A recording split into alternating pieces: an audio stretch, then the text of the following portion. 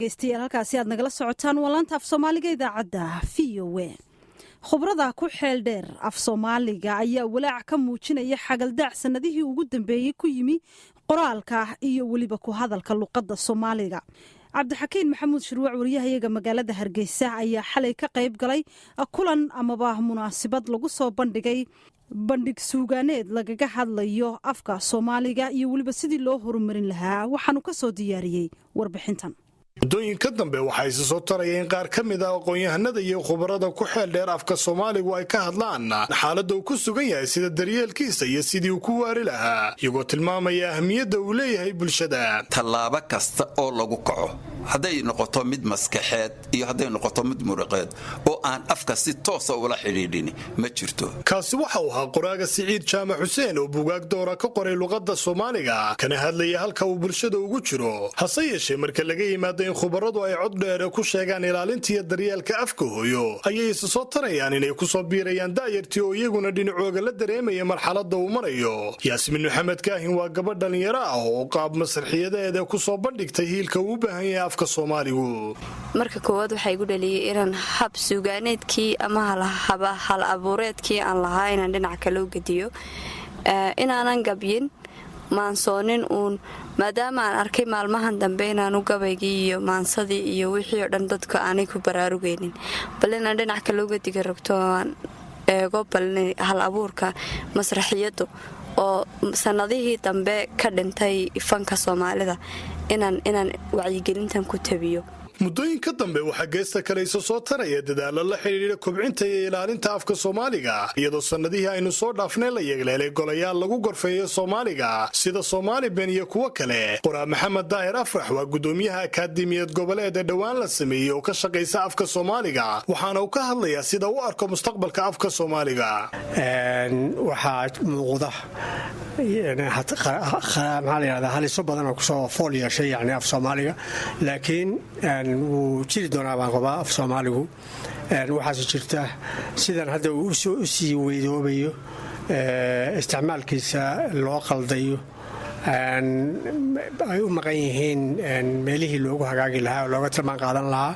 haddii ay sidaa kusii socoto kolleyba warwarkaasi yani aad buu u jiraa oo u wen yahay anaan wax uga qaba in ay af Soomaaliga hadda jira lagu hadlo ama soo jiray muxuu ahaa qarnigii aanu soo dhaafnay sidii uu ahaa, in uu af Soomaaliga tayadiisu marka ay yani muxuu ahaa ugu yaraato ugu yaraan tayada af Soomaaligu inay lumayso.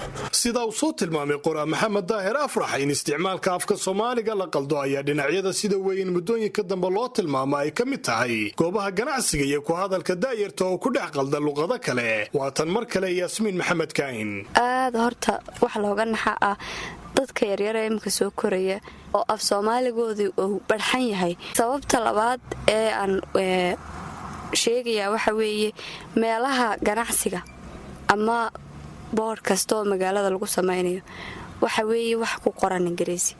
xataa hadduu qofku la baxo magac Soomaaliya nabad iyo caana buu la baxayaa shoob, marka kelmadii iyo waxaan kala hadhayn kelmadii Ingiriisiga ahayd. sababahaas ay igu dhaliyay in aan muujiyoon cabiro inay jiraan goldololooyinkaasi. kadib burburkii ku dhacay bulshada Soomaalida ayaa la tilmaamay in afka iyo weliba dhaqankuba ay ka mid yihiin meelaha ay bulshada saamayntu ka soo gaadhay. waa kan mar kale qoraa Siciid Jaamac Xuseen. laba meelood ba ugu weyn meelayowga ugu daran ee dhaawacu kaga iman karo ama dhibaatadu kaga socon karto. mid waxa weeyaan xagga ummadda gudaheeda oo waayo ummaddu hadba xaaladda ay ku jirto ayaa afkeeduna ku jira. afka iyo ummaddu ma kala go'go'i karaan. sidaas awgeed hadba dhibta ummadda haysata iyo sida ay u dacdaraysan tahay ayaa afkiina u dacdaraysanaanaya. hadba sida ummaddu ay u higsanayso meel sare oo wax isugu geysanayso oo guul u gaadhiso ayaa afkiina ku guulaysanaya.